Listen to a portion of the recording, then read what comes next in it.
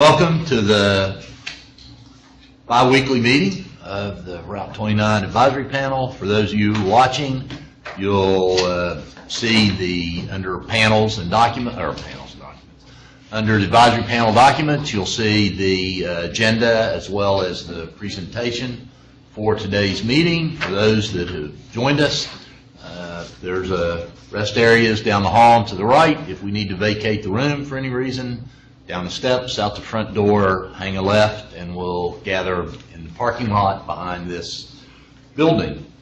Let's go ahead and do a round of introductions here. Henry, why don't we start on your end? Henry Weinshank, Express Car Wash Consultants. Karen Wine, Charlottesville Fashion Square. Chris Engel, City of Charlottesville. Brad Sheffield, Albemarle County Board of Supervisors. Mark Graham, Albemarle County. Morgan Butler, Southern Environmental Law Center. Chip Borals, Planning District Commission, and MPO. Joel? Joel Denunzio, Charlottesville Residency, VDOT. Dave Covington, VDOT.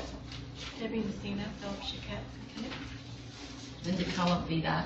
We're going to skip over that guy for a minute. John Lynch, Culpeper District, VDOT. Lou Hatter, VDOT Communications. Hal Jones, VDOT Charlottesville Residency. Hal should stand up and take a bow along with Janice that we thought here for getting Hillsdale in the paper this morning, advertised for construction, and really can't thank Hal and Jeanette enough, Chris, for working together and wrestling that rascal to the ground and getting it on the street. So Hal, carry your thanks back to your team. Did a heck of a job, man. Heck of a job. And Linda Cole. Yeah. Who reminded me the last meeting of why Chris Reed did not get a lot of phone calls regarding the CenturyLink outage because no phones were working. Which I'm still talking about. Like, what was I thinking? From our last meeting, numbers about the same in terms of the number of people watching and the number or the average minutes per stream. So, hello to that steady crowd out there. Feedback that we got from the last meeting in the inbox. 3 emails. One requested some additional information about the easements at the Belk property. I believe that information's already been supplied to them. A bank manager wrote in and asked for some traffic information related to the May 23rd to September 2nd period, and I think whoever wrote, as I recall, has to write a report up the chain about what might be expected during that restricted period of time, and we're getting information, or the project office, I guess Lou, is getting information back to that individual. And one did call in about the CenturyLink outage and wanted to know how to pursue any claims for compensation, and those would go to CenturyLink, and then from CenturyLink, it's really a matter between CenturyLink and Lane Corman. VDOT's not in that loop. There were no new postings on the provide input piece, and still no phone calls to the hotline this last 2-week period. Hey, Allison, how are you? Welcome. Allison DeTonk, the CTB member. Report on panel feedback. Mark had asked us a couple times about the sequence of construction. We're going to cover that in item 7. We told you we'd do an update on the VDOT piece of the upcoming media campaign. Lou's going to cover that under item 8.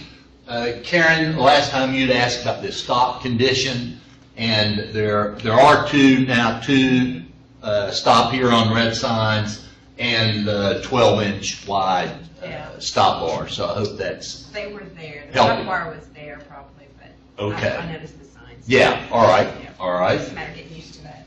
Okay, and then Brad made us aware that he's been getting some feedback from folks who may have a misunderstanding about what's going to happen between May 23rd and September 2nd, that the entire intersection, including Route 29, is going to be closed. And just as a reminder, Route 29 northbound and southbound remains open, 3 lanes northbound, 2 lanes southbound. The biggest restriction is that you won't be able to cross 29 on Rio Road, and there won't be any left turns to or from Rio or Route 29. So we'll keep that message out there, and of course that will be a big part of the media campaign to make sure that folks understand exactly what's going to be happening there. So Brad, thanks for making us aware that, you know, there's some folks that didn't have the right understanding. I think it's really on us to do our best to make sure they do. That's all I had from the last meeting feedback. So as far as open discussion or suggestions for the next meeting, Chip, do you have anything? Morgan? No. I'll just tag on your last bit. Philip and I chatted about this, but one of the aspects is that I'm not finding a lot of people who are actually actively seeking information as much of passively receiving it through the media or something like that. So that's, I think, the biggest challenge is there's a wealth of information out there if you're looking for it. So that's I think our media challenge is how do you get it to each outlet. Chris? Karen? Henry? Okay, all right. Well, let's go ahead and take a look at the update of percent completes on the GSI, the set retaining walls and wide roadways. We know the retaining walls are done. Hey, Kristen, how are you? Construction helped me out. Good. We've been there. Has progressed up to 85%, and really that's more widening the roadway piece. The wall piles, as you know, are done. Continuing on the gas line relocation and grading and work on the Route 29 widening. At Berkmar, you see some red. Not to get too excited about that. This utility relocation could wrap up very quickly. The rough grading south of the river, a little behind where they had originally scheduled, but what they've been doing at Berkmar is really focusing on the bridge. And I think that's a smart play on the part of the contractor, and Dave will bring us up to date a little bit more during the project update. So that looks good. I mean, look, Hillsdale has more green on the map than anything. And in all seriousness, a big thank you goes out to Hal and Jeanette and the team at VDOT and the city for making that happen. I think we were probably, hey Pete, I think probably the three of us were all up at the same time this morning scouring the paper to make sure that advertisement was in there. There's a pre-bid conference has already been set for mid-May. Bids are due on the 16th, I think it is. A pre-bid conference in April, which is an opportunity for contractors to come in and talk about the project, and then bids are due in May, and then there would be a review period and hopefully a notice to proceed to a contractor sometime in July. So we look forward to shifting the Hillsdale piece of this from getting a job to add to getting it built. On 29-250, there again, the pavement widening is behind what the contractor's schedule called for, but the critical item here is the sound barrier, which continues to move nicely up to 70% complete, and Dave will fill us in a little bit more on that as well.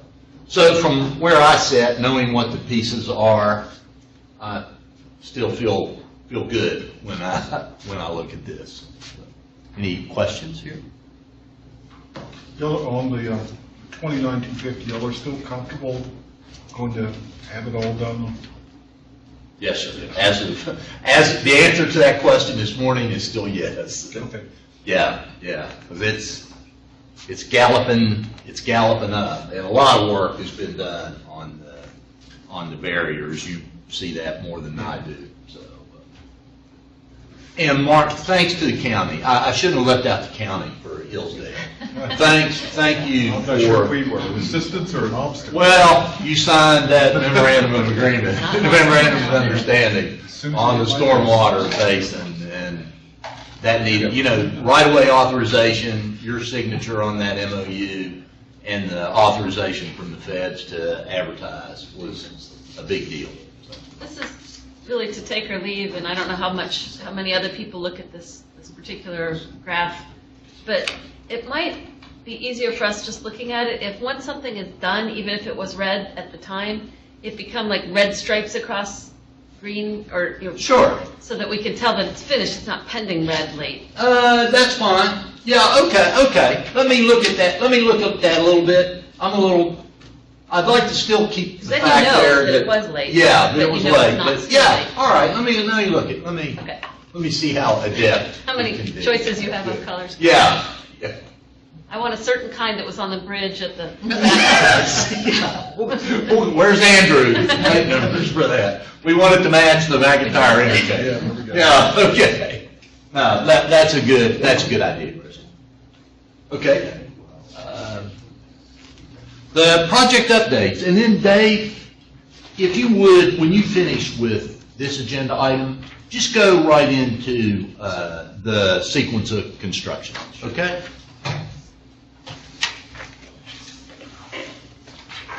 Good afternoon, everyone. We'll start with 29-250 interchange as usual. This is the next one coming up that will be finished very shortly. Work this week, completing the post installation for sound walls B1 and B2. That's on the north side of 250. They're moving very quickly on that. All the posts were completed this week. I believe they might have one or two left down on the Barrett Road ramp. And they've moved into focusing more on installing the noise barrier walls, the panels themselves. Continuing the installation of the foundations for the overhead sign structures along 250. Those are wrapping up over the next 2 weeks. Resuming the installation of the foundations on 29 for those overhead sign structures. I've got most of those in place now. They need to do the ones in the median area. The ones on the side of the road on the southbound lanes, shoulder side, are complete now. Continuing that, the panel installation is, if you've driven through there, it's very obvious. Beginning the base stone installation on Route 250 westbound. So this is the new lane and shoulder, and where the barrier walls will go that will protect the noise barrier. Next slide. I just wanted to show a couple pictures here, if you haven't driven through there lately, of what these noise barriers look like. This is kind of looking at an angle so you can kind of see how the posts lay out. These are the concrete post section, not above the MSE wall. Look pretty good. You'll see a little difference in color here. This bottom section, not really color but shade, that is a non-porous section. So these top pieces here are designed to absorb sound, so they're kind of porous. The bottom sections that will be below the barrier wall that sits in front don't need to be porous, so they're not. That just lets water in and things like that. So if you see that difference in color on each one of these, you'll kind of know why. Next slide. Will that not show ultimately?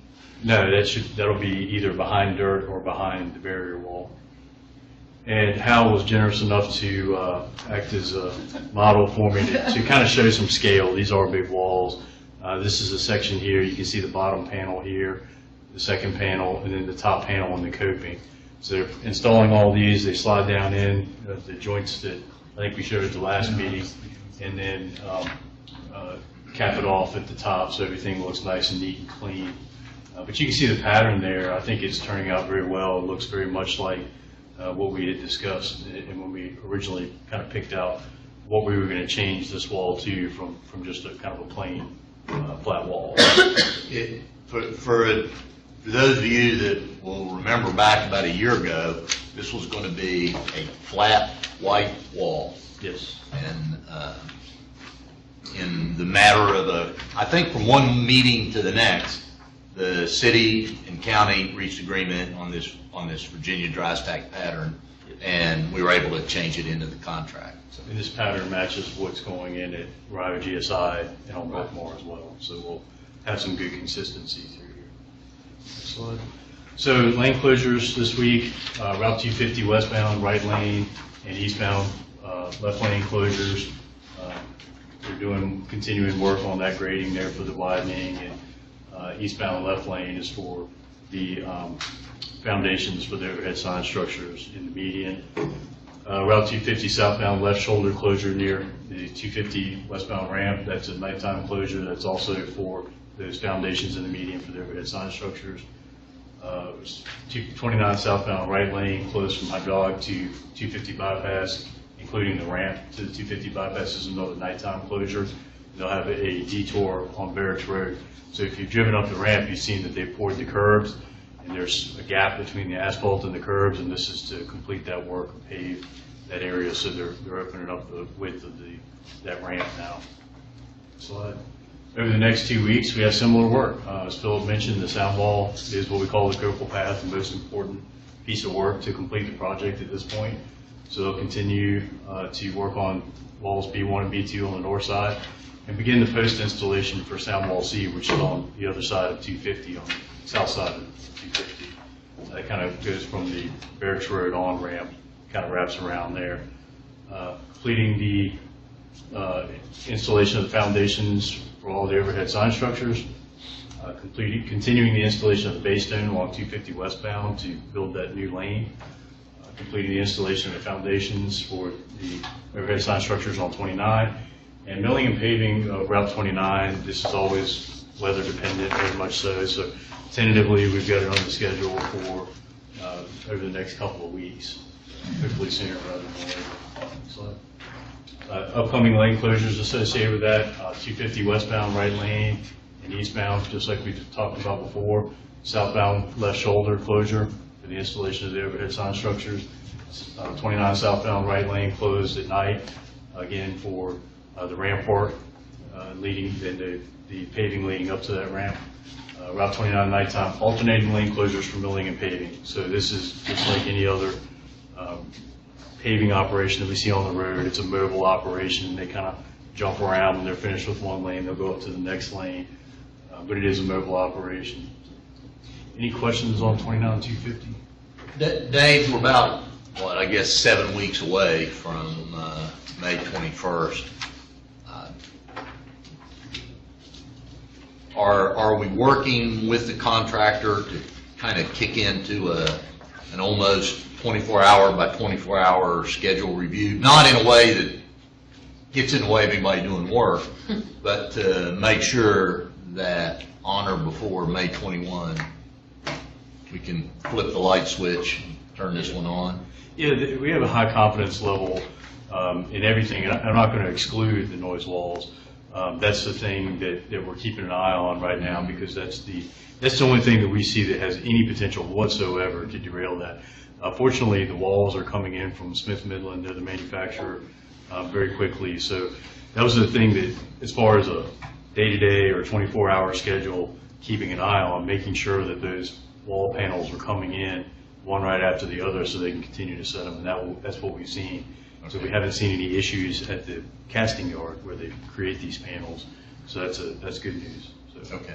Are the panels coming in with the vinyl stain colors on them? That's No. And that stain will almost assuredly be applied after May 21st, because we're still, not that we can jeopardize any contract issues with Lane Corman, but we're working to secure, I think we're still on the path, working to secure one contractor that would do all of the staining, which if we can make that work, I think is the way to, the most efficient way to do that from a cost point of view, and gives us the best assurance of everything turning out the way we want it to do. Is that likely to cause lane closures when that work is going on? I think mostly they can work from the shoulder, so we're probably looking at Yeah. shoulder closures. And then last question on this, will that, once they do stain that, will it help with that differentiation of kind of shades that you see on the? Well, the differentiation of shades, I wanted to point that out now because you're seeing that now in the pictures. But when they're done, on the roadway side there, you won't see that differentiation in shade because that low panel will be hidden by either dirt, asphalt, or barrier wall. Right. I noticed, and I don't want to be overly scrutinizing, but I noticed even on some of them, it looks like there's almost 3 shades. The The top bottom panel is different. is, actually. But when the staining is applied, the staining is not a homogeneous shade either. Yes. And that's part of the purpose of those, you'll recall, all those different mixes, the shades go into eventually 3 different mixes. Right. That will. And I think they're cast at different times, so they're still curing. So There's a little bit of that, yeah. There's a little bit of evening out that happens in concrete normally. And I guess, are you kind of looking at, Yeah. right in here? Yeah. I think it's two more separate. pronounced on the prior picture even. but- Go to the prior one, previous picture. And so that. In here? Yeah, you can almost see it's 3 different. This is actually, I think, the same panel. I took this picture and then Hal jumped in front of it to get a picture for scale. But staining the wall will resolve all that. It'll make everything look more, I don't want to say uniform because we have randomness in our. Yeah, it won't be. Right. Yeah. And there'll still be a line, but it won't be so pronounced because it Yes. won't be different color above it. You refer to the wall as staining, but when I looked at what they did at the Parkway in McIntyre, it was almost like an enamel paint on it. I had a feeling, which would cause any difference. You know, stain, people assume, well, stains get absorbed and whatever underlies it will affect. My understanding is they spray it with a base color. They spray the whole thing. And then they come back and they hand stain Right. each individual little stone. They'll hand stain all those. That's what I saw. It- that it Yeah. worked But if the other this is for direction. noise absorption, it may be that they'll use something else than that enamel. I don't know. Yeah, It that's a seemed to be question I've Pretty been. solid paint in the sense that it would probably obscure differences in the concrete. Yes. My best guess, that's all. Well, you saw how light it was before it was stained and then how much darker and more uniform it was after it was stained. At McIntyre interchange. Pretty dramatic difference there. Okay. Any other questions on 29-250, Pete? Just real quick, you said something about a barrier wall? Yes. That jumped out at me. What's that going to look like? You know the barrier walls that we have at the base of the wall on the Rio GSI, do you recall? It's that F-shaped barrier, kind of like a median barrier, but it's there to protect the noise wall. Because we don't want somebody hitting the noise wall, and then we got a big problem. We got Jersey Yeah, I wall just- kind of thing? I hadn't thought about it, but are we just going to have Jersey walls out there? It sits flush, almost flush with the front of the noise wall, yes. It's sort of like half a one. Yeah. Yeah, it protects the wall and it I understand redirects the need traffic. for it, we spent all this time Yeah. talking about the wall. Yeah. And then we're going to throw out some Jersey barriers. Hey. Yeah, but that's there to protect Really the shiny wall, ones, so- right? Yeah, about 10 feet tall. Oh, it'll be similar to the base of the retaining walls. With a VDOT guardrail on the inside of that? No go. Yeah, shiny, really A shiny. shiny one. Would you like one? I know where I can find some. I know somebody would be willing to have you take them. Okay, any other questions on 29-250? All right, we'll move on to Rio Road grade separated intersection. A lot of activity going on out there, but what we're actually seeing now is a little tail off in activity because they're starting to really complete a lot of things, and we're starting to see things come together. Probably, as we planned, a little earlier than May 23rd, maybe into April, beginning of May, to give us some time to kind of do some planning, have some people get some rest. So we're going into the summer with 24/7 operations. Those people are rested up and ready to go. This week, they're still widening in all the quadrants. We're starting to see asphalt go down. We're seeing curb poured. We're seeing sidewalks poured. The foundations and the conduits installed for the street level lighting, the pedestrian level lighting. Storm drain installation in all quadrants. I think we were talking about this morning. We're probably somewhere in the 90 to 95% completion range for all the storm drain, aside from what has to go in the excavated portion in the middle, which can only be done this summer. So wrapping that up. Stormwater Management Facility 4, which is in the southeast quadrant, is continuing this week. They paved over the first portion of that last night, so seeing some good progress on that. Forming abutment B and abutment A for concrete pours. I believe they've done 3 pours so far. They had a total of 10, so that's going very well. So over the next 2 weeks, they'll be wrapping that up. Paving the southwest quadrant, which is basically just tied to the same that stormwater facility 4. Installing the tiebacks. There are, I heard this morning, 7 tiebacks left to install. So we're this close to being completely done with all those piles. So all the piles are in the ground, all but 7 of the tiebacks are installed. So we're very quickly wrapping that up. Abutment A and B rebar installation, so they're staying ahead of the concrete pour, tying all that rebar down in that trench tonight. Signal trenching and boring for the permanent signal installation.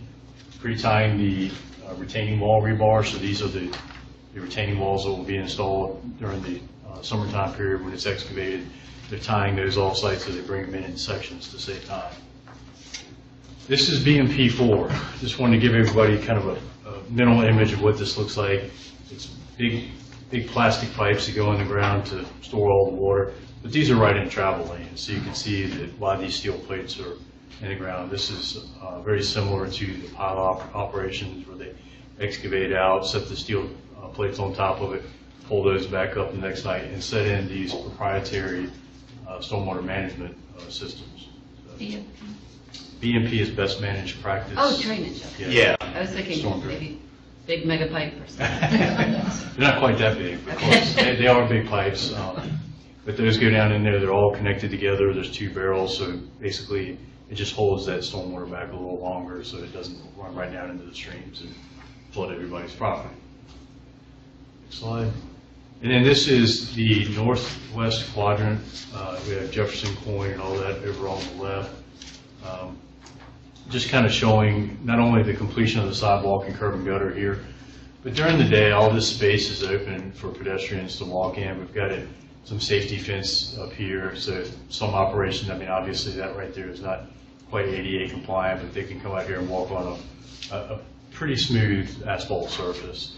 And this is kind of the approach that's been taken in 3 of the quadrants when we talked about maintaining pedestrian connectivity. And this is what they've been able to do with that. So I just wanted everybody to see that. Lane closures, very consistent with what we've had for the past several meetings. The Ryder crossover being closed at nighttime, so you can't make left from 29 onto Ryder Road. You can't drive straight across or make a left from Ryder Road to 29. Triple lane closures, northbound and southbound, to do all this work like BMP4. Pretty big operation. They need a lot of room to actually safely do that work. Right turn lane closed from southbound, 29 southbound to Ryder West. They've been working a lot in that quadrant, getting that finished up, paving that. They've milled it recently, so they need to come back and pave that, finish up some storm drain in that area. So next 2 weeks look a lot like this week. Widening in the quadrants, storm drain, finishing up that storm drain in the quadrants, most specifically in the northeast quadrant in front of Albemarle Square, where the CenturyLink line was hit. Continuing stormwater pond 4, beginning stormwater facility 6. It's the same thing. It looks very similar to stormwater facility 4. It's those big plastic pipes that are run parallel. It's right there at the entrance to Albemarle Square from 29. Forming abutment B for concrete pours and abutment A, as we talked about before. Installing the tiebacks. Actually, hopefully after next week, they're done with tiebacks.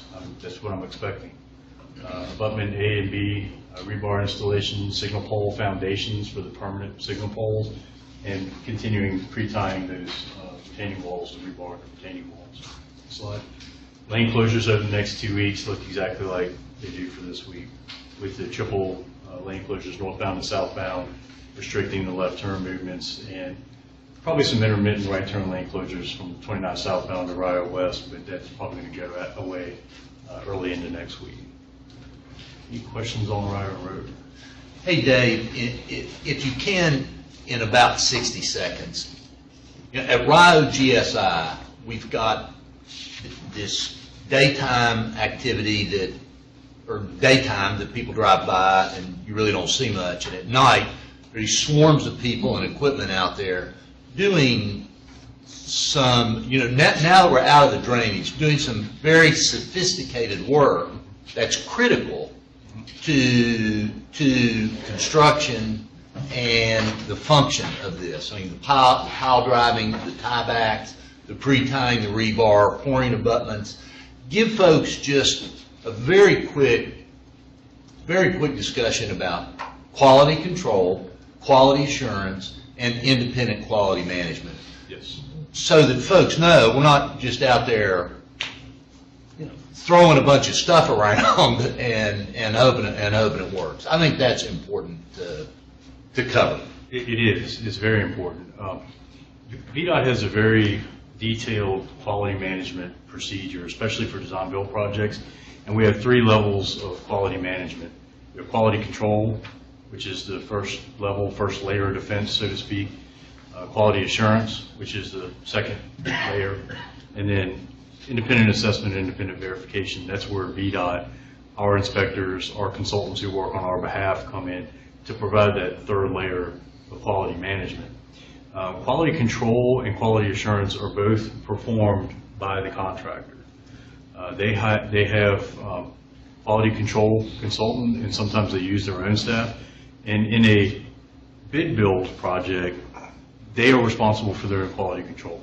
Their own personnel can do tests on asphalt, concrete, aggregate, all this stuff to make sure that they are putting in a material to our standards and specifications. They have an independent consultant for quality assurance.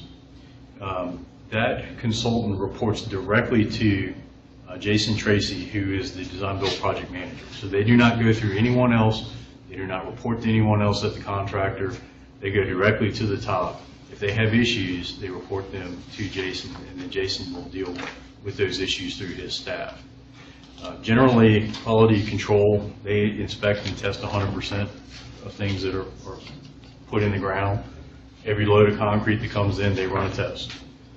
Quality assurance generally looks at 10% of what quality control does. So you see all your man hours are in the quality control. Quality assurance is really a check on, is quality control doing their job? Are these people doing their job? And then independent assessment and independent verification is where our inspectors and construction managers that are out there every day and every night are looking at roughly 10% of what the quality assurance people are doing. So that check is on, is quality assurance doing their job, checking to make sure that the quality control people are doing their job. So there's the 3 layers there. We generally go far beyond the 10% of QA. We keep a close eye on everything, especially with high-risk projects. Those that are $30 to $50 million or more.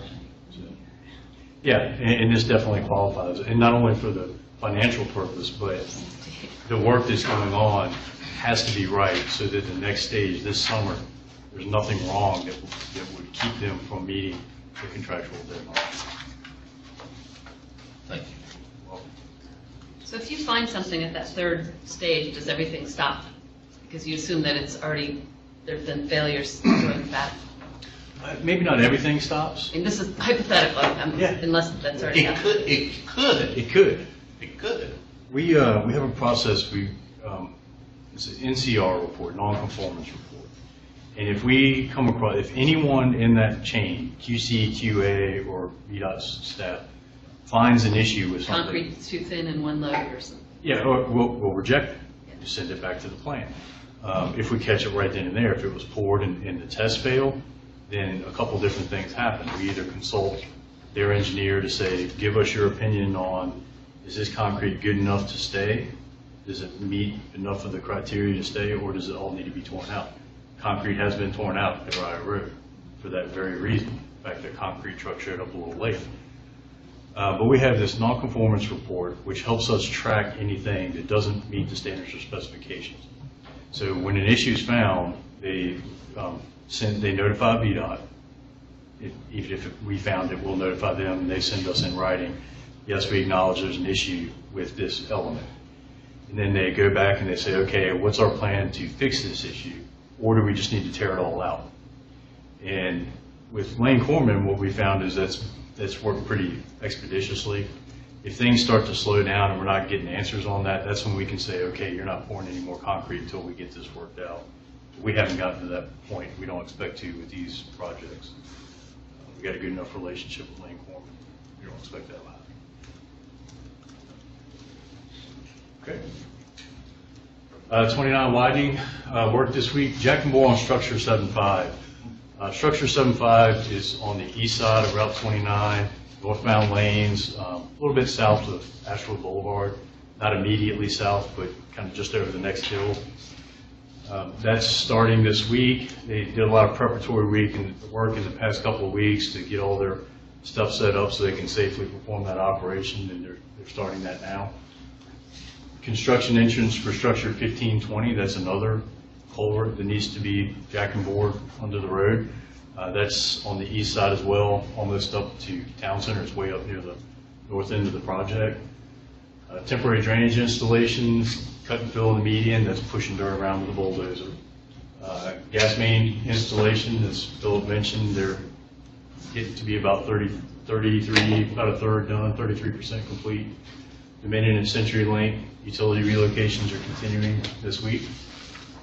Hal again was kind enough to model for me here, but this is the pipe that's being jack and bored underneath the 29 at Structure 75. As you can see, that's not a very small pipe, and this is actually the smallest pipe that's being installed by a jack and bore method on the entire project. So pretty big operation. Somewhere there's a concrete fabricator that needs that picture for their catalog.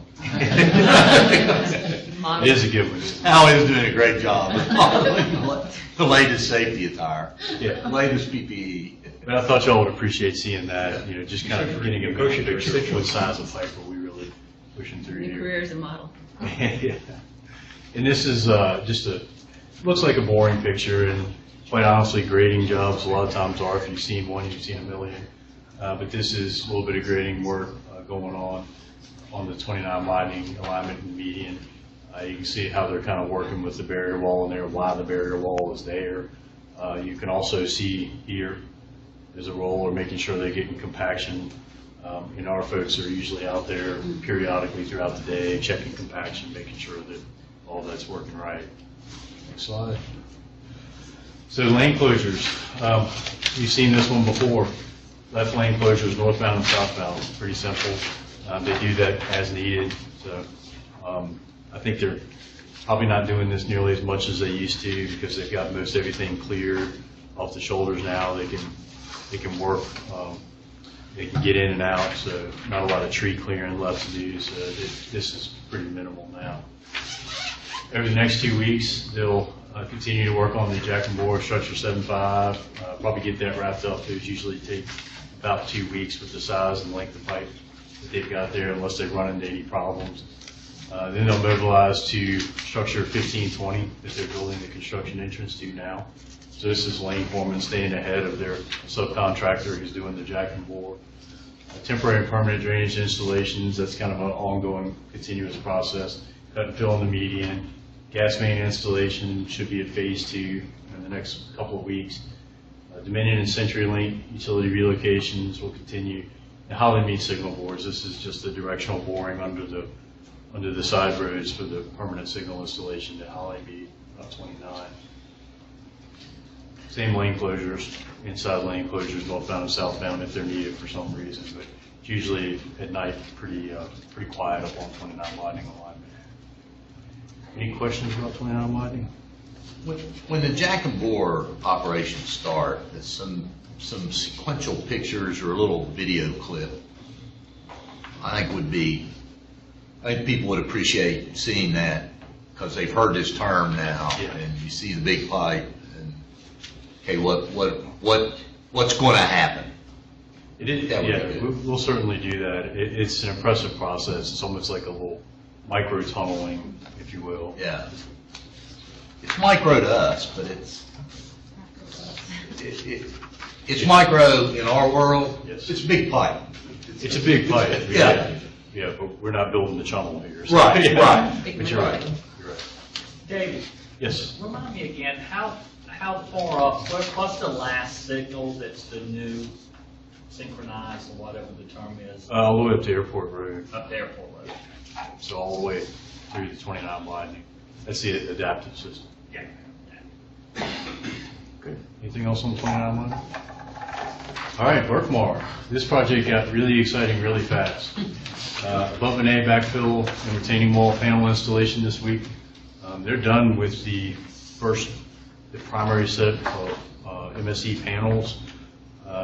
They're going to be pouring that abutment very soon. I think they're finishing up. They're cutting off the tops of the piles that were sticking up to the right elevation today, and getting that squared away and ready for concrete. Erosion control, that's an ongoing process with a big linear project like this, so they're following behind the clearing folks and getting the erosion control in place.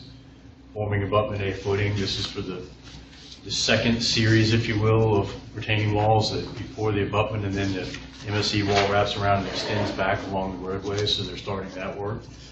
Continuing abutment B construction, which is going very quickly and very well.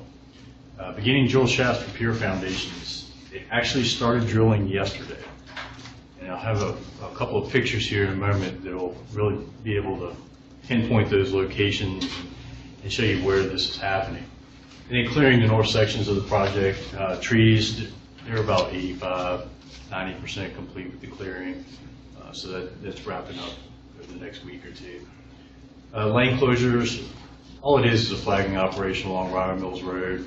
Being a gravel road, I mean, yes, it does have a lot of traffic for a gravel road, but they're able to very easily control that with flaggers, so they just stop traffic for a minute, let a concrete truck come in, let the traffic go. So this is my favorite location to take pictures on Berkmar. This is on the south side of the river. This is abutment A that we're looking at right here. And actually this picture was taken over a week ago. So this thing is entirely full of the gravel you see here. It's all compacted. They've been cutting these piles off to the right elevation so they can pour that abutment there, and then start bringing the MSE walls back kind of parallel to the roadway. So you're building some roadway fill going out onto that. You see the laydown yard and the operation here for the pier installation, the drill shafts, and the piers will come up out of there. And then abutment B in the foreground, crane's still up there, and then all the clearing, you can almost start to see the geometry of the curvature of the road as it goes up and over the hill. So a lot of activity out there every week. It's a fun place to go get a quick look at a project from a safe location. So, this is just a little bit zoomed in on the laydown area beside Ryder Mills Road. And the piers are being drilled up here just behind, the first set of piers just behind that silt fence. And then the second set of piers back here at the back end of that laydown area. So that's where they're drilling right now. There's a lot more equipment than what you see out there now. It's already started to get crowded. It looks like a big space, but it doesn't take much equipment to get in there and get crowded pretty quick. But that's a pretty serious operation. These drill shafts are 7-foot diameter, and some of them go down 30, 35 feet in the ground. So they get all the way down to rock, and then they sock it in the rock. So and you see here the rebar cage that'll be dropped down in the hole, filled up with concrete. A very interesting process. I look forward to having some good pictures on this for the next meeting. Slide. So over the next 2 weeks, continuing with the erosion control, forming the abutment B stem. So hopefully they start getting their foundations up over the next couple of weeks, their drill shafts. Then they actually start forming the piers themselves coming out of the ground. Form abutment A footing, tie rebar and pour abutment A. This is that concrete pour that we're talking about. They have some rebar tie in there too to make sure that there's no expansion or contraction issues. Finishing clearing the northern section, cutting the trees. Drill shafts, they'll continue those for the pier foundations. And then the lane closures anticipated are the same flagging operation that they're doing now. Any questions on Berkmar? Does everybody have a mental picture of what Dave's talking about when he says I rebar? Maybe inaccurate. A picture of it, yeah. Well, why don't this is a very physical operation. So tell them just literally what's happening. Well, you get all Which is these. pretty literal in the term itself. Yeah, I mean, rebar, it's steel bar that goes inside of concrete. Concrete is very strong in compression when you push it together, but it's not very strong. It's brittle in any other direction. So the rebar gives it strength in all those other directions. Also, there's rebar that keeps it from a big, huge chunk of concrete will crack every time because it expands and contracts with water and temperature and all these other things. So they put all this rebar together and they tie it with, instead of welding it all, which we actually in most cases don't allow, they tie it with little, basically steel wire. And they build these cages and they tie it all together with steel wire. And they get all that formed up and then they pour the concrete and it's, the forms control the concrete. And then you've got your massive concrete with all the rebar and it's all in the right place because you took the time to tie it in advance and measure it and make sure that all the bends are in the right location so we know how much cover we have on the rebar and how much rebar is actually in the concrete because it's designed that way. We don't just put rebar in concrete and guess how much. We design it to know exactly how much rebar has to go in the concrete. The size of the rebar, the type, the spacing. So when somebody is tying rebar, it's not like just twisting a tie around a half a dozen loaves of bread. It's a lot of time. Yeah, these people are called rod busters for a reason. And, What are they called? they're rod busters. Yeah. And so they come in and these are big burly guys that tie steel for a living and they're all beat up and cut up and the type of people you cross the street sometimes when you see them. But they're very good at what they do. And some of the rebar that we're using here, we've got some number 14 rebar, which is almost as big as my wrist. It's massive rebar in these drill shaft foundations. It's big, it's exciting. It is a pretty sizable bridge. It's a sizable bridge, and in the face of all the good things that technology has brought us, there's still a lot of people twisting ties around rebar to make sure that it all works. Just like that grading operation. That grading operation that may not be the most exciting thing in the world, everything that's going to happen on that pavement is going to start with how well that grading operation is executed and compacted. So there's still a deep appreciation for the traditional part of what's required to bring one of these things from a set of plans to an actual facility that people can use. And to make the picture of 29 Widening a little more exciting that we saw earlier with the grading and the median, there's more technology in that than most people think at first sight. They're using robotic controls, so what they're using is technology to control their grade rather than the traditional guy in a dozer who's really daggone good at what he does. So there's actually, it's almost, I don't want to say GPS because it's not really tied Like to a GPS level system. inside that they look Well, at? it's actually computer control. Okay. So they've got what we call a digital terrain model. So it's all laid out, and you may have seen like a wireframe model before. That's all, intelligence of that is built into the dozer. You'll see there's little gauges on the edges of the blade to control, and they're accurate to generally less than a half inch. So it takes guesswork out of it. There's a lot of technology in it, and the contractors have done that to really gain efficiency, and their profitability is better, and the bids that they give us are better as a result of using that equipment. Anything else on Berkmar? Any other questions? It's moving fast. It's going well. Okay, signal updates. Actually, late last week, they began installing some of the cabinet equipment, so they're a little ahead of schedule on that. This is generally, there's adapters that need to be installed to convert cameras, and so that you can actually see them at the traffic operations center. So some of that stuff has already started. So hopefully, I know we talked about before, April 1 to May 1, they may even finish earlier than May 1st. Any questions on any of the signal? Dave, let's remember that we said that once we started, we'd come back to that list and then sort of track which ones were being done. Yeah, I've already requested that from NWRO, so Yeah, let's shortly. Okay. Good. Hillsdale, Hal, would you like to come up and tell us what happened today on Hillsdale? Philip already stole your thunder. Quiet week for Hillsdale. Not really. Not at all. No, great week. We executed the memorandum of understanding this week, Mark. Thank you for your help shepherding that through. Recorded certificates of take, and I went with Les Griggs personally to record the USPS documents, and that was, I got a picture of him. I should have gotten to you. You should have, but, yeah. We'll It's do good that. for another catalog. Right. With that, we obtained right-of-way certification, which helped us get federal authorization for advertisement. Utility relocations have begun, as we had mentioned. They'll pick up here in the next few weeks with the bulk of the private utility companies, Comcast, CenturyLink, and Dominion Power. And of course, we had to advertise the project. Right. That was the big one. Can I ask a little trivia question? Sure. You say one bullet says obtain federal authorization for advertisement. Now, this is technically a local road,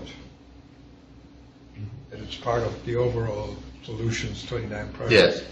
It is.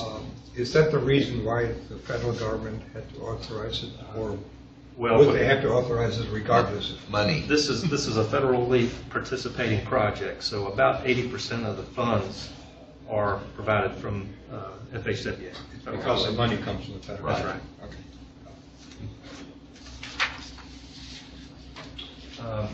In the next few weeks, again, we'll continue with utility relocations. You'll see that work picking up.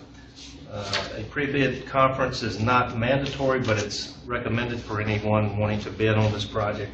That'll be held at City Council Chambers on April 12th, and bids are due May 16th. They'll have a little over a month to formulate their bids after the pre-bid conference. Any questions? So just working with, assuming you get the closing bid, so on May 16th, in early June, you've selected somebody. End of May, they will issue a notice of award. A notice of award, and then by July, a notice to proceed construction. Right. At that time, we should have a construction schedule for the remaining work that we can put into our agenda item 5 here. Yes. Okay. That's right. Yeah, we'll start rolling those Yeah. major construction items into our schedule, just like we've had Yeah. leading up to today. But it'd probably be about July before you'll be at a point with the contractor to handle. Probably so.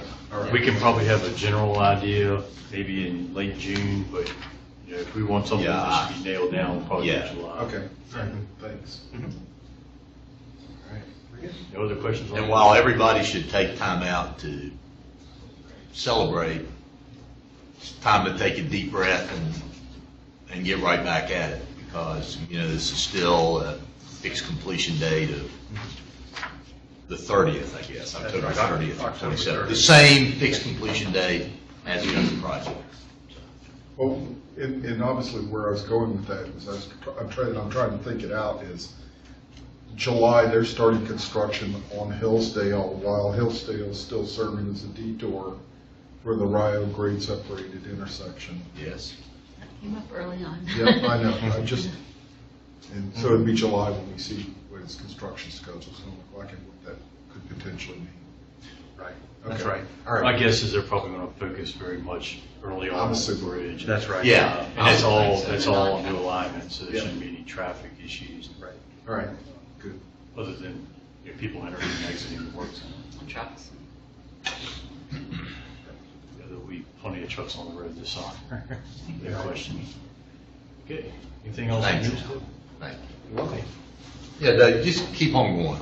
Okay, so we talked earlier about 29 widening and sequence of construction and when traffic will be moved and why traffic will be moved and how traffic will be moved.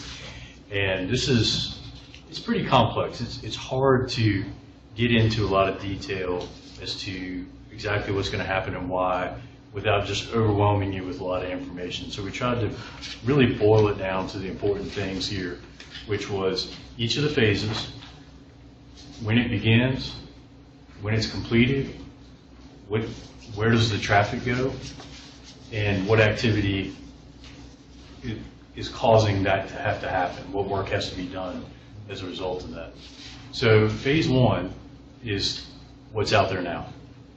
So we started in phase 1, we're still in phase 1. It began in fall of 2015, will be complete this summer. The lane configuration, the only thing that changed was the lanes were narrowed down a little bit and the barrier wall was put in place. Aside from that, the lanes are still pretty much in the same place.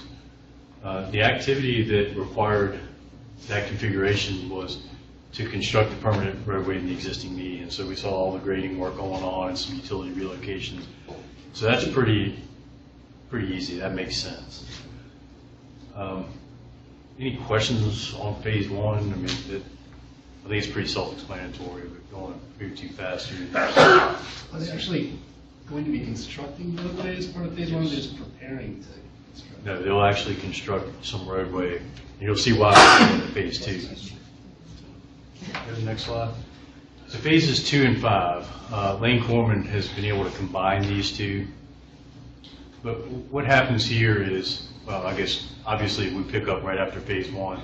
So summer of 2016, this summer, they'll move the traffic to the phase 2 and 5 configuration with the completion date of this winter.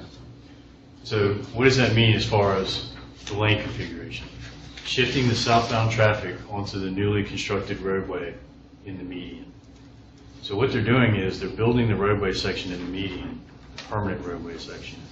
And then they're going to shift the southbound traffic over that newly constructed road so that they can work in the location where the southbound lanes previously were in phase 1. That's really all it is preparing for a traffic shift to get that traffic out of the way. Still the same number of lanes, still all the access, but now it allows them to go and do that work on the west side of the road. Does that make sense? So here, the activity, reconstruct southbound lanes to the permanent condition, because there's some widening that needs to happen, there's some minor grade changes that need to happen, and that's when they'll do all this work in phases 2 and 5. Now, why phases 2 and 5? Well, basically it was the same configuration, but they didn't anticipate being able to have the utilities moved in time. So they're able to combine those 2 phases by expediting some of the utility relocations. So they're coming up through there with their gas main primarily in the median, as we've been talking about for a while. And once they get that done, they can move everything over this summer to be able to do both those phases at the same time, which is good because it's one less time you have to move traffic to a new location. That's the bottom line of that. Yes. By combining those phases, that's one fewer shift of traffic to a different location. Any questions on phase 2? See maybe a little confusion. Want to make sure everybody kind of understands. I'd follow the, if you don't see a hand, keep going. Sure, Morgan. So, And then we can come back to it too. just so I'm clear, there'll be 2 new lanes in the median. Traffic, southbound traffic will be shifted to while they do work on the outside Yes. to reconstruct the southbound lanes to permanent condition. I assume they're really just going to be working on what will become 1 lane there, so that at the end you'll have a total of 3. Well, everything is being shifted over a little bit to the west because we also have the shared use path. And we have wetlands and steep slopes over on the east side of the road that, quite honestly, we don't want to get into unless we absolutely have to. So everything is shifting over a little bit to the west, and that's why they're able to utilize that median area to the southbound. Thanks. Okay. Phase 3, southbound traffic to the future roadway. This winter, this is a very quick duration. You see here, only 1 month, so be completed by late winter. I think it's actually 15 or 16 days of work. But the lane configuration is shifting those southbound lanes, that traffic, to the newly constructed permanent southbound lanes. So what they built in phases 2 and 5 on the west side of the road, where the existing southbound lanes are, they now shift that traffic over there to that newly constructed area. And the reason for that is to construct the Phase 4, what we'll call tie-ins at Polo Grounds and Town Center. At the far south side of the project and the far north end of the project, they kind of have to do a little bit of work in there so they can move the northbound lanes over to the median area. So very quick, short, not a whole lot of work. Move on to Phase 4. Northbound traffic to the future alignment. So this occurs in late winter after that 14, 15, 16 days of Phase 3. Completion date in the summer of 2017, so this is a fairly long one. Shift northbound traffic to the newly constructed roadway in the median area. So shift everybody over to the left. And the activity there is to construct the northbound lanes, new northbound lanes, the widening, and the shared use path on the east side of the road. So this whole time, except when they're not because they're closed temporarily, there's 2 lanes north and 2 lanes south. Correct. And up until now, the northbound traffic has been where it is now. Yes. So up until now, the northbound When it traffic. moves over, the others have already moved Right. over. Yes. They're using We're the just third planning lane to of the leave all. southbound ultimate trail, or That's correct. lane. Yep. Yep. Okay, so Phase 6, we're skipping Phase 5 because that was combined with Phase 2. Phase 6 begins summer of 2017. Completion date of fall 2017, so no later than October 30th, 2017. Hopefully a whole lot earlier than that. Lane configuration is maintaining 2 lanes northbound and southbound, and using the inside lane to construct. Median fell off there. So at this point, they have 3 lanes northbound and 3 lanes southbound. Contract says you have to maintain 2 lanes northbound, 2 lanes southbound the whole time. So they're going to use that inside lane that they've constructed to work from to finish up the median area. Pour concrete, put in topsoil, grass, signs, things like that. So Phase 6, not very long, not real complicated. It's really just buttoning the project up at that point. And that takes us to the completion of 29 Widening. So will there be anything on that that happens after October 31st? Is all the planting and grass and stuff done at that point, or is it for some Yes. lingering paving? No, it's all completed at that point. And the landscaping in between the back of the curb and the shared use path, that's all done. Mark, is that what you were looking for? That helps a lot, because that then leads to, the landscaping's in by the October 2017. There's a 1-year guarantee on the landscaping. Pretty sure that's what our special So provision says. coming around to October 2018, it's where you're looking for somebody to step up. I plan on July, because I'm thinking they're going to finish earlier than I. July 2018. Because remember, we had that incentive The for all. FY19, that's what I need to know. Yeah. Thank you. FY19, you're welcome. But the guarantee doesn't prohibit, I mean, there's still watering and maintenance and that sort of thing that has to take place. Does that take place by VDOT or does it take place by the county? No, when the contractor's done, we That's what I asked. release them, they go away. Now, if all the trees start dying, then they get a phone call and say, hey, you got some more trees to plant. I understand, but I mean, it's not like somebody else is going to be maintaining them in that year. Correct. It's just the warranty period. It's the warranty period. Would you like this one? Dave, thanks.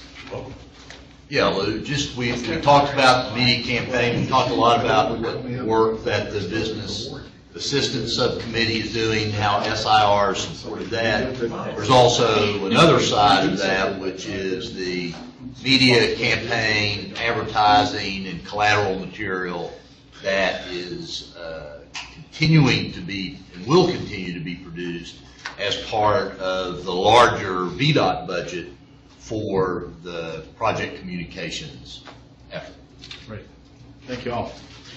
Just to run you through what we're planning to do here. This is for the spring and summer portion, the actual time leading up to the closure, the restrictions at Rio Road, as well as the summertime while the construction is going on. So we'll talk about the campaign goals and objectives, who we're focusing on, how we're planning to do that, the creative direction, and then I'll give you a quick look at the media plan in terms of how we're scheduling things. So The goals of it: inform the traveling public about all the construction, the improvements that are going on to help minimize disruptions for anyone who's traveling along that Route 29 corridor. Okay, the objectives, how we're going to go about doing that, to deliver that timely and relevant information to residents and travelers. This is a key piece of it, because this campaign, although those of us who are in the Charlottesville, Albemarle area are going to hear and see a lot of it, it's going to go as far north as Culpeper and as far south as Danville in terms of reach within the news media.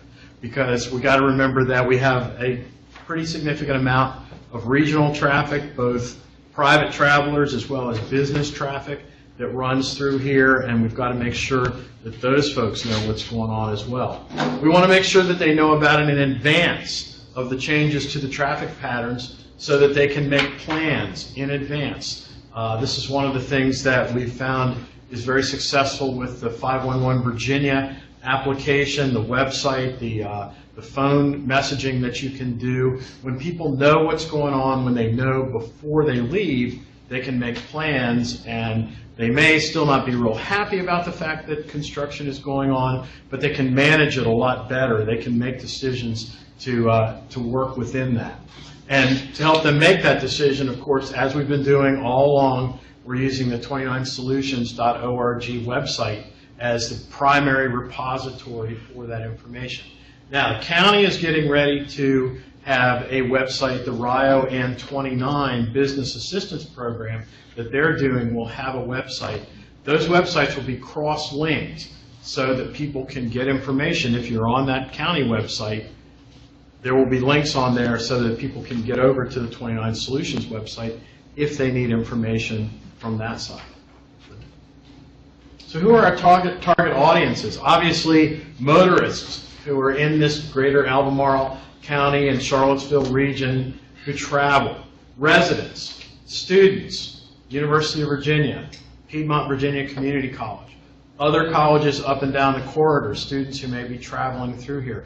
Obviously, during the time that we're building up to the closure and the closure itself, we're going to have a significant amount of student travel.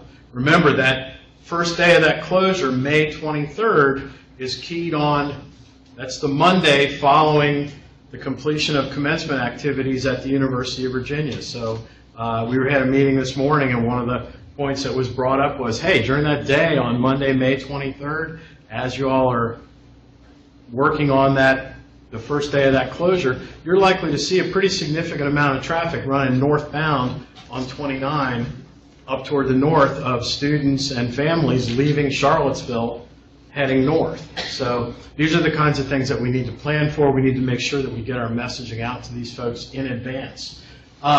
Obviously, business owners. Now, the county is keying on that. Certainly, their campaign is focused on that. But again, we want to make sure that businesses are aware of it, the suppliers as well as the customers, and not just businesses in the Albemarle County area and in the area of that intersection. We also need to think about the businesses that are located to the north and to the south and maybe have suppliers that are traveling through. Maybe they have deliveries that are traveling through that area. They need to know what's going on. And then, of course, travelers who don't reside in the Charlottesville region, people who are just traveling through, we want to make sure that they know what's going on as well. There were two categories I don't see there, and it may be that you're including them under others, but bus riders? Bus riders or Yeah. drivers? Riders. Riders. Like, well, I know that the CAT site will have where the actual buses are going, but just as people are looking at this, if they're thinking, if that intersection is closed and my bus usually goes through there, what am I going to do? Is that, like, I'm just thinking in the micro, my daughter who takes the 11 bus and then crosses to Jimmy John's to work. And so, like, how does she find out? Like, when she gets off the bus at Fashion Square, what does she do? And how do you get across that? Or maybe it's pedestrians more than bus riders. we are working on figuring out how we're going to get people across there, because that is a question, because obviously they can't walk right across Rhino the way they can. So maybe just adding pedestrians to that list. It's within the residents, Yes. but that's a good point, because we do need to make sure that we push that information out to people who aren't necessarily in vehicles or the folks who are driving for commercial carriers. So, thank you. And Lou, also while we're on that list, what about tour bus operators? Because we get a lot of motor coaches, especially in the Baltimore summertime, and DC. visiting, UVA and all that. Well, we've got the Convention and Visitors Bureau Okay.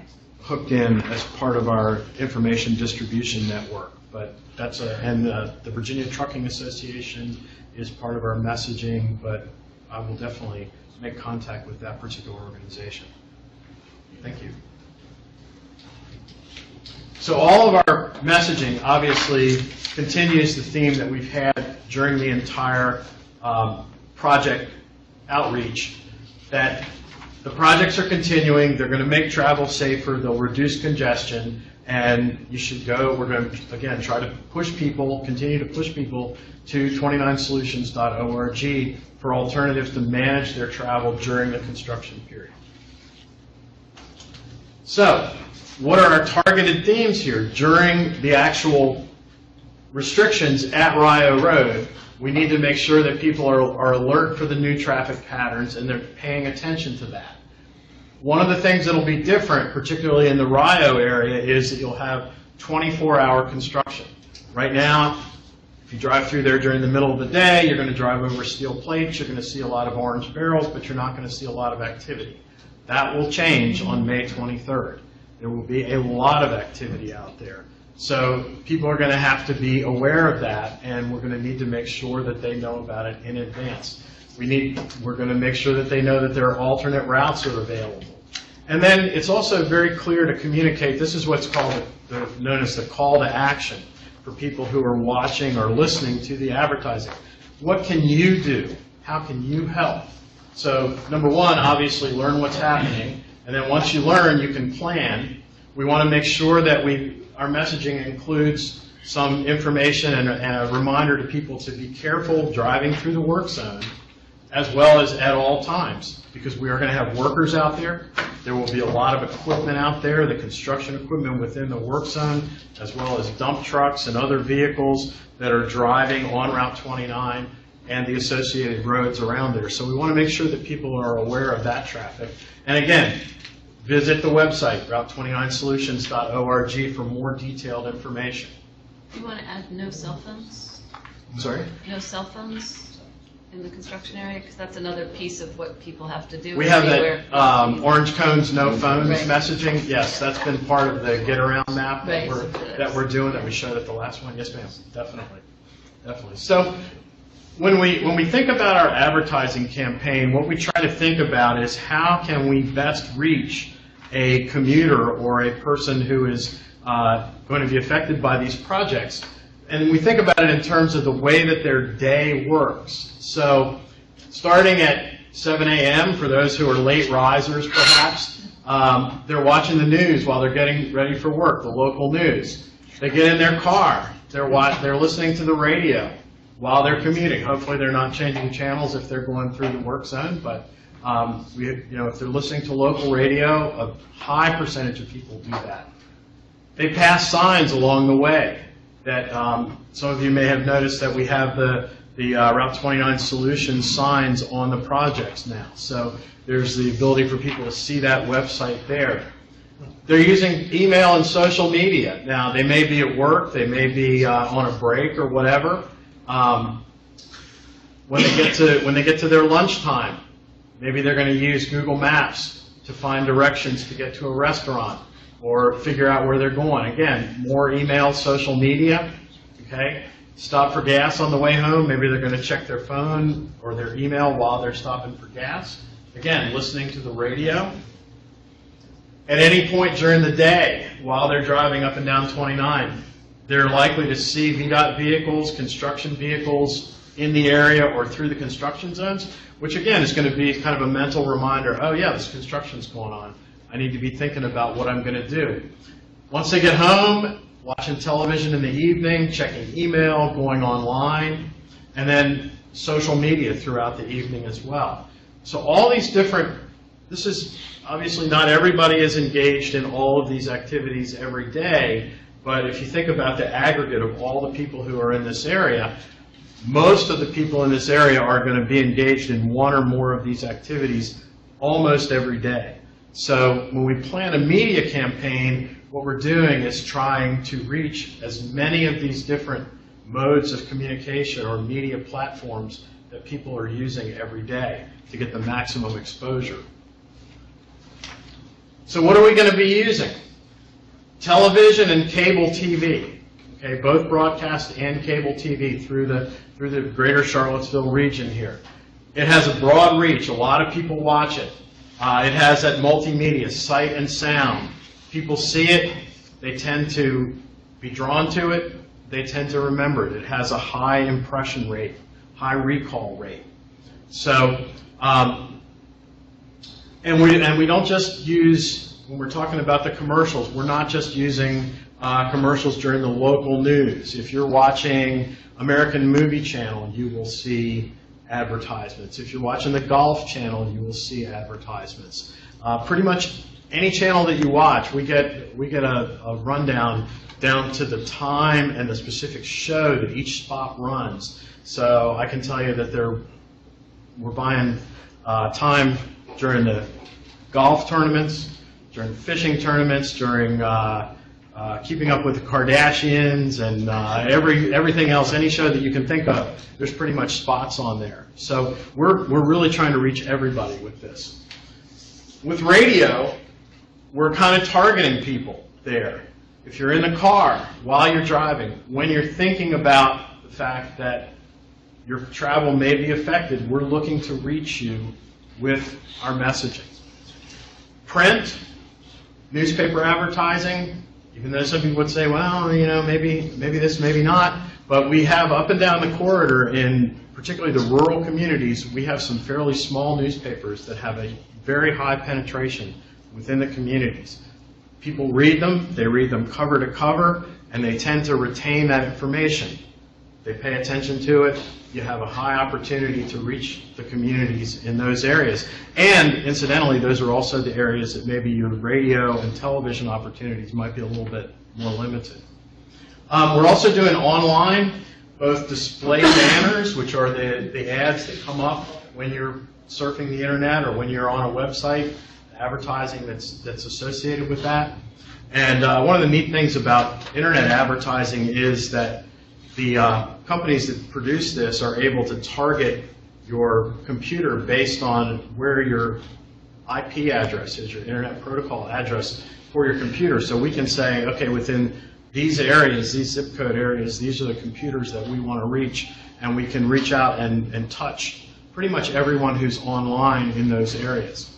So it has a very broad reach, and these ads are available relatively cheaply per impression, and they do have a high ability to reach people because you see them over and over. Anybody who's gone shopping and then for the next week you have the shoe store or wherever you were looking, whatever type of thing you were looking for, knows how ubiquitous they are and how well they can reach you.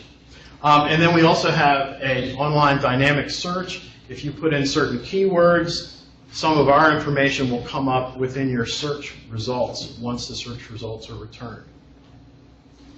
So, what's our preliminary media plan in terms of how we're going to go about doing this? The media buying is actually going on now, so this may shift a little bit, but this is basically how it will lay out. So Charlottesville radio, cable, Charlottesville TV, okay?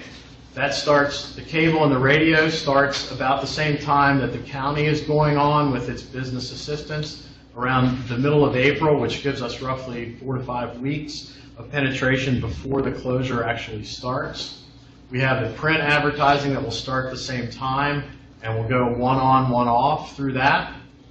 We have the online display advertising that starts in early May. And then what we've done is right around just before the closure, the messaging will change from the safety and the get ready messaging to the notice that, hey, this is now happening, here's what you need to do. The call to action will be similar, but the presentation of the preparation, the first part of the advertising, will change. And then what we've done is that we've planned out, we're planning to go all the way to September. We have kind of a dotted line here in early August.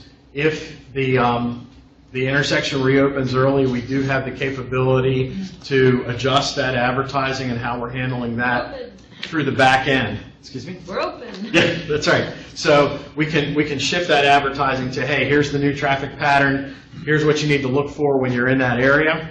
And so depending upon how that all shakes out, we'll be able to shift the messaging toward the back end of the campaign as well. So what we're doing here as far as the points is a reference to the number of times that people see an advertising impression. We're looking at about 170 impressions per week for the average person, meaning that they will see these ads a lot. And so it's a very high penetration. It's an aggressive campaign to try and make sure that we touch as many people as possible, particularly in this area before the closure and then the first few weeks of the closure. We're looking at, okay, by the time we get a month or three to 4 weeks into it, hopefully most people will have become adjusted to it. They will have figured out how to make whatever adjustments need to be made to their travel patterns, and we can kind of vary things a little bit. So that's where we are right now. Any questions? There's a line for outdoor sign, but nothing on it. Is that just a standard grid that you have? That was a grid we had originally talked about doing. Outdoors, basically billboards. Right. There aren't any available. Okay. There's not that many on the 29 corridor, and It's the a ones bit of that a are lesson there. learned from the last time. Yeah. When we'll leave those open for the businesses. Yeah. I think there's two in Mont County. Yeah. We like A that. while back, we had talked about the possibility of reaching out to Google or whoever it is that does the GPS to make sure, I have no idea how it works, but to make sure they're aware that during this time frame, you won't be able to turn left. And Yes, we are going to do that. Yeah. Will they program in the detour routes, hopefully? They do offer alternate routes. I'm not sure exactly how that works. If you have any luck with it, will you let me know? Because I've been trying to relocate a store that moved physically 4 years ago. It is. It's very, very cumbersome. I mean, Yeah. because of the scope of what they do. As much as people use GPS these days, particularly people from out of town, if it's taking them Yeah. right to where Yeah, we were able to do that in conjunction with the closing of those two intersections at Albemarle Square and Fashion Square last September, and the closing of the median strips, basically. But the problem is that I have not been able to find, and I've not been able to find anyone who can tell me that there's an actual individual at Google who you can reach out to and go, hey, we need to fix your map here. Or the other navigation systems, you basically have to send in an email to them and ask them to make the change. But there's no, it's as Pete says, it's an incredibly cumbersome What's process. even more frustrating is you get a 20-year-old on the other end of that email that says they're smarter than you are. And that, no, you haven't moved. Or in this case, no, the roads haven't changed. Because they're checking Google. Right, yeah, they're basically looking at you, sitting at your desk. Yeah. And I'm sure you've done this. Talk to Morale and his folks back to the central office, and they're plugged in pretty tight through 511 on uploading these changes or notifying people of these changes. I think, and I've mentioned this before, I think that this is a good conversation to have because the changes that will be permanent, the way Google and other mapping devices take into account how to get to Charlottesville is going to structure a lot of the traffic that we talked about with that left turn onto John 1 Parkway. Some still don't even have John Moore. Well, and so there might be an opportunity to lay some of that in, but again, I don't know. They're all smarter than I am. In addition to Google, a lot of people are shifting to Waze and other applications now, and that's more of a user-based platform. And what we've talked about is our folks in the field can update Waze of what the configuration is to really, instead of going through a rigorous process and impacting a lot of people, we can do that pretty well immediately. Yeah, that's a more dynamic interface. Sure, Yeah. it is. But Morale's folks and the 511 people are pretty tight with this whole process. We're talking with them about it all. The other thing that isn't specifically a part of the media plan, but it is part of our general public outreach plan, is we are now getting the final coding done to put a map on the homepage, Route 29 Solutions homepage, which is now a static map that locates the projects. It will become a map that has traffic information fed off of 511. So when you look at it, you will see the congestion conditions on Route 29 and the associated roads. You'll be able to see incident information, and you'll be able to access the traffic cameras along the Route 29 corridor and the 250 corridor in the Charlottesville area to actually see. So if you're leaving your place of business or wherever you work, you can check the traffic conditions before you leave and see what it's like and make your decision. So again, we're trying to provide people with information in advance so they can help plan their travel. I don't know if we know the answer to this question, but somebody who travels the corridor every day, say from the airport to Barracks Road or downtown, would they expect their travel time to stay the same, or increase or decrease? I would say just generally speaking, in terms of construction, you tend to have more congestion. Now, one thing that will be different in the Rio Road area particularly, you won't have the signal there at Rio during the construction in the summertime. So now you will have, it'll be narrowed, it'll be 2 lanes southbound and 3 lanes northbound. But you'll have Berkmar as an alternate route through there, which is why it's reduced 1 lane more southbound. But I would, the general recommendation for everybody would be, particularly in those first few days, that first week, maybe even 2 weeks, plan some extra time. Give yourself some extra time, because there will be a lot of people who are still trying to figure everything out, and typically there's congestion around construction projects. So, and then, if you get to wherever you're going early, so much better. At 2 in the morning, it might actually be quicker, because without the congestion, without that light, you're just going to sail through. Well, I was just thinking that if it does turn out to be the same or quicker, we ought to be aware of that and play that up. That's good. Yes, thank you.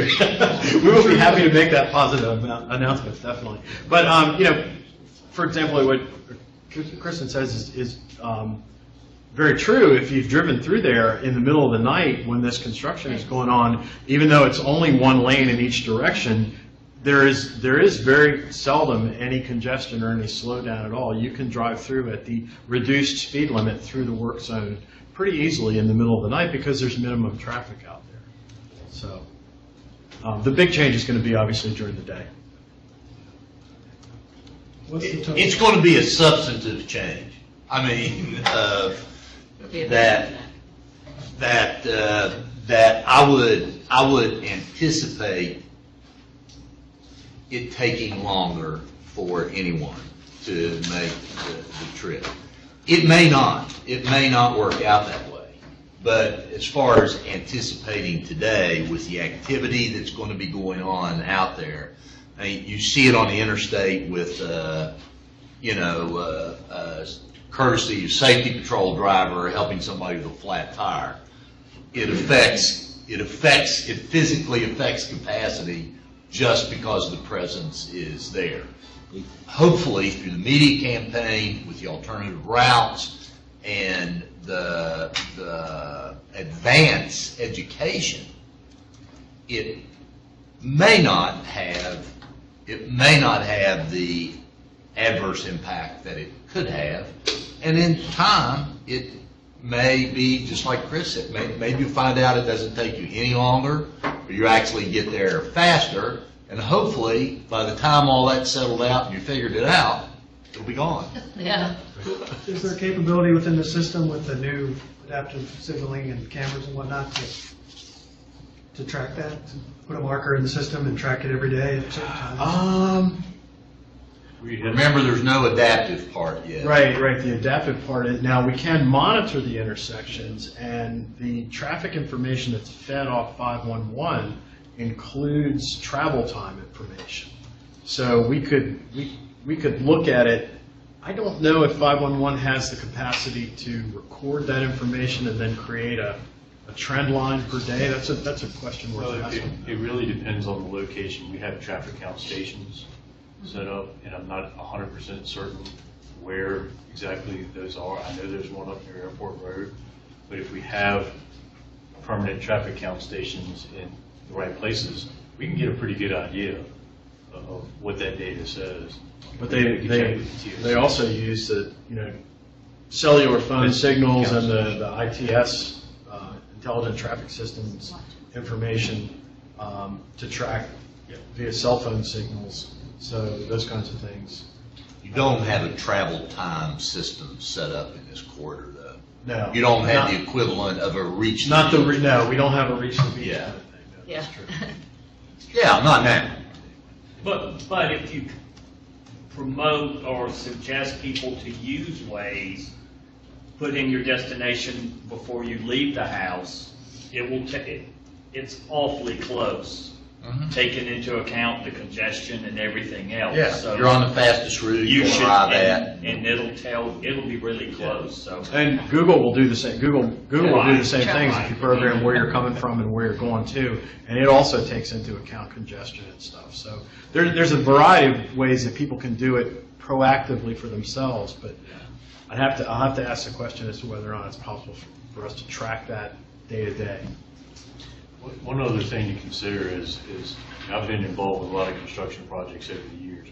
The first 2 weeks are going to be rough. Yeah, everybody's gonna hate us, Everybody- everybody's gonna hate you. Yeah, I mean, it will. Yeah. It's going to take some patience, but once we get through that first 2 weeks, everybody has it figured out, things will really smooth out. People will Keep know. trying, for what it's worth, I keep trying to encourage people to go out at nighttime now, so they travel the routes with the detours in place, not being able to make the turns, or not going to be able to make them, just to have that That's why there's been so much extra traffic. practice.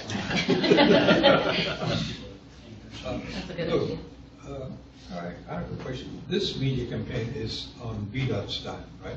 Yes. Now, there's another campaign that is the county together with some local business people, right? Right. The county is managing that piece of it. That is the Rio and 29 That Worth was the started Drive campaign. Pretty much, or overlap with the end of this campaign, right? No, the county's campaign will start roughly I think it's April 18th is when the county's campaign starts, and it will run through pretty much the same time frame. I think they're actually talking about going out into the Well, fall that's my concern. with their, and their messaging is going to change as well. During the construction, their messaging will be worth the drive, we're still open, or, this is an important part of the community. And then once the construction is completed to the extent that the intersection is reopened, the crossover is reopened, then it will be, hey, new traffic pattern in effect, come on out. Yeah, and that's Continue. what I'm looking at, representing the business community. If I'm Jefferson Coin or Wendy's, I want the message to go out now that we're still in business. Yes, you cannot see us if you are on the business lanes. You have to get on the local lanes. And that's why I say if I was one of those businesses, I want to see a campaign that starts sometime in whenever it's open, September. Well, you've got that in your plan. Yeah, and if the February 18th agenda Yeah. has a calendar just like this, Okay. but for that program. Right, and it goes into September. It goes from April to October, Yeah, it goes into later. October. Yeah, Okay. there's a big tail on it. Yeah, That's the what week I- of the Yeah. 10th of October. And just to clarify, not that it matters much, but it is somewhat managed by the MPO and not as much by the county, although it's kind of the same thing. But the county had a $50,000 pot of money that was the business matching grants. Okay. And the other was, I think maybe that was pooled. Now, there's MPO is a managed- couple different pots of money. Right, and so VDOT contributed 200,000. managed by the MPO. Managed by the MPO. Right. The county contributed 100,000, managed by the MPO. And then the county also contributed $50,000 for the grant program that they're managing themselves. So the grants are managed, but all the PR is managed by the NPO. Well, the 50,000 is, forgive me for speaking on behalf of Albemarle County, Mark, correct me if I'm. It's a You wanna- match. You want to talk about that, but that's business specific, Right. Yes, right? yes. Well, and it's, I mean, there's so many strings on that. But if you ride high, there's a $300,000 program. There is this matching program. There's a $300,000 program that's managed by the MPO for this business advertising. Lou, the program you're talking about is how much? How much investment around? About $175,000. About another 175, just for the media buys? Yeah. Because remember, VDOT paid for all the creative for both parts. So just for the media buys here. That doesn't count what we've already spent for the. Right, just for this that's coming up. So you're getting upwards of about No, it's $500,000 investment. It's good. good. But yeah, I know you're concerned. Yeah, and it is there. Henry, we have talked a lot about the tail of that. It's there. Okay, I'm happy. Good deal. And Lou, at some point, we ought to see, or just make sure that those changes in the website are progressing through some beta tests. I'm on it every day. All right. Karen. So, and the creative and messaging for this is separate from the county's Yes. messaging. Yes. When will we be able to see that? When we're done? Maybe by the next meeting. They're working on it now. They're developing that right now. And then, I don't know if you've gotten kind of preliminary, like how many radio spots coming into and how many TV spots coming up to May 23rd? I don't have the numbers. They're doing the buys right now. We should Yeah. definitely know that by the next Okay. meeting. Yeah. We should have the draft creatives by next meeting. And Lou, I noticed we said Charlottesville radio, Charlottesville cable, Charlottesville TV, but we're going from Culpeper to The reach is Danville. The reach is Is broad. that all that's all included in that schedule there, right? Yes. And in that 175? Yes.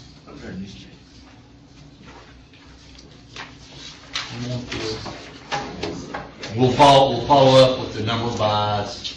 What else we can follow up with? I'm going to ask. The about creative, the, yeah, And the I want to creative. ask about whether we can track travel times and stuff, whether there's any way to get that. Yeah, let's find out what that, Just for an answer. what that might Close be. that loop. Yeah. Thank you all. Thanks, Lou. Thanks, Dave and Lou, for, it was nice just sitting back and being in the audience. Are there any other questions about what we went through today? Yeah, one Yeah. question, it reminded me when Dave was talking about, there will be a lot of truck traffic, dump truck stuff. Has there been thought to, I guess, a lot of this will be taken off-site? And I remember a few Mhm. months ago, there was a problem with the nighttime construction and the dump trucks and different things. I guess there's been some thought as to where it's going, and are there any Yeah. effects on neighborhoods or anything else? It's going to primarily be used on 29 in Berkmar, 29 Widening. We're talking about that right now. So- Yeah. So there is some county concerns there. About using it at 29 Widening? Yeah, well, about the Berkmar and how Oh. close that may be to existing residential properties. Mhm. If they're dumping it at 2 in the morning, banging tailgates is the big. Yeah, there'll be a lot of phone calls and comments to catch during that period of time. But, okay, a couple of thoughts that aren't necessarily new business, but I talked with Dave and Jason Tracy, the Lane Corman project manager, this morning, and probably the next meeting, if not the next meeting, for sure on the 28th, I'm going to have Jason take us through the operation at Rio. And with as much visual support as possible, but it's going to be primarily him just looking at something and telling us how the walls are going to be completed and how the excavation sequence will work and how the bridge will be built. And you're going to enjoy that. You're going to enjoy that discussion. Dave and Jason will collaborate a bit on that, and we'll have them take us through that. We're shooting for the next meeting. I just want to be sure you and Jason can get it together by the next meeting. I mean, it'll be worth a good 30 minutes. I mean, just to go through that. It's all on the wall at the office. I know. It's the getting it from that wall into something that everybody simply can consume. You just meet in your office. That's not a bad idea. I wish we had the time and the resources. The resources are probably less of a limiting factor now than the time. But just like you can create the construction video, or the videos of how the interchange looks, you can do the same thing for construction activities and kind of watch it happen, which is, we get a kick out of it. But having Jason take us through it will be very good. On that point, there was talk some time ago about a time-lapse camera. Is that still happening? Yes, there are 2 time-lapse cameras that are up now. They're just not very exciting, but they will be. There's one on the south side of Rio looking at 29, and there's one on the north side looking to there's one on the south looking north, one on the north looking south, and right now you can go pick. I think they're snapping a shot every 6 minutes. 6 minutes. 9, 8 or 9. It's a lot in an hour. A lot of shots. You can click the time lapse piece and sort of get a nighttime view, because that's when work's occurring now. But you just don't see a lot of work from it. Those will be adjusted to be running, capturing time lapse day and night through the project, and then at the end of the project, for posterity, they'll be edited into a professional kind of see it get built camera. But if you go to the homepage, the Learn More, the Rio page, you'll see a link to the cameras, and they're both up there. You can look at each little frame individually for every day the camera's been up there. You can click time lapse and let it work. So they are there. Berkmar. Berkmar's not up yet, is it? It will be soon. Okay, yeah, there'll be one at Berkmar as well. So that'll be cool for the bridge. Yeah, which I think these guys have got one aggressive plan in their hip pocket on delivering that bridge at Berkmar. So it's going to be interesting. They're going to widen it. You and I are going to widen it. That's the surprise. Yeah, that's the surprise. Just in the camera. Okay, any other new business and wrap up? Pete? Chip? Mark? I'm good.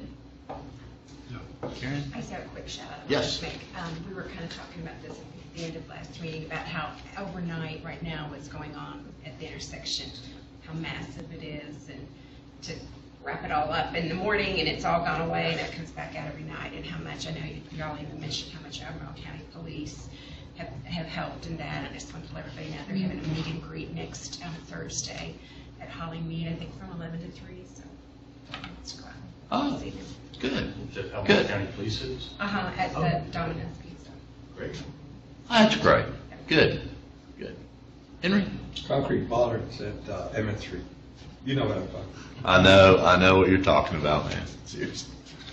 Well, thank you very much. Our next meeting's April the 14th, and we're still working on finding a spot for June out on the site somewhere.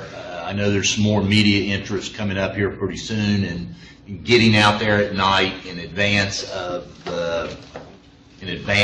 May 23rd, and maybe doing some reporting.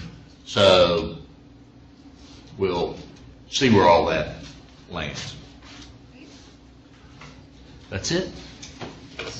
Thank you.